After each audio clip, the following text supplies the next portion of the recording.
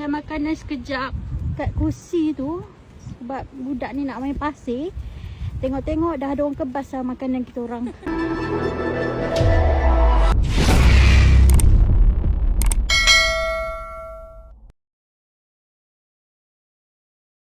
Seorang wanita meluahkan rasa terkejut selepas mendapati makanan yang ditinggalkannya seketika di sebuah pantai didakwa telah dimakan oleh individu lain. Kejadian itu dikatakan berlaku ketika wanita berkenaan sedang bermain pasir bersama anaknya di Pantai Batu Hitam, berhampiran Kuantan. Menurut perkongsiannya, dia ternampak seorang individu membawa anaknya menikmati makanan yang ditinggalkan di atas kerusi berhampiran kawasan mereka.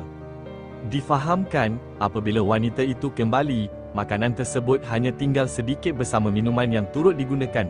Perkongsian itu mengundang pelbagai reaksi dalam kalangan pengguna media sosial.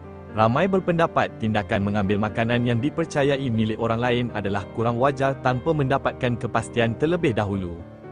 Namun, terdapat juga segelintir yang memilih untuk tidak membuat andaian dan beranggapan individu terbabit mungkin berdepan kesukaran hidup.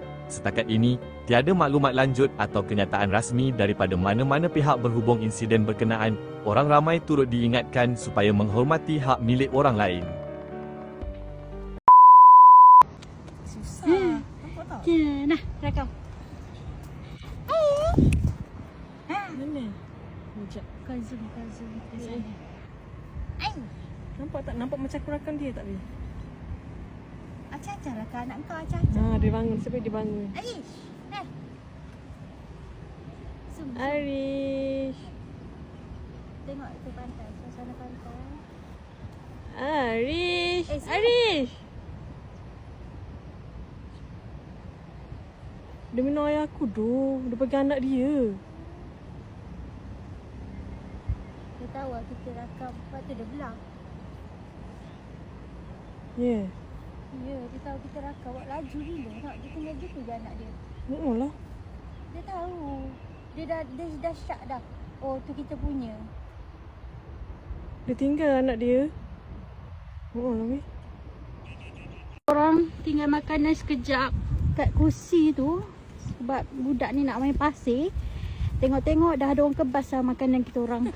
Masalah bukan makanan baru. Makanan kita orang dah makan dah. Orang kata tinggal sisa-sisa dah. Dengan air sekali dia kebas. Nampak dia minum sekali dengan air kita orang. Sekejap. Ya, kita orang tinggal. Ya, air pun tak ada weh. Ya, dia ambil air aku. Pizza pula donat. Ya Allah. Ada. Dah rata dia?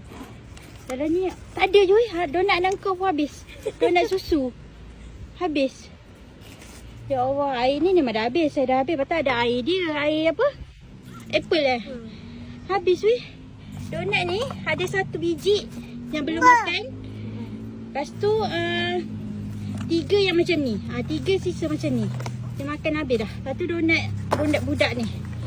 Donat susu pun habis. Astaghfirullahalazim.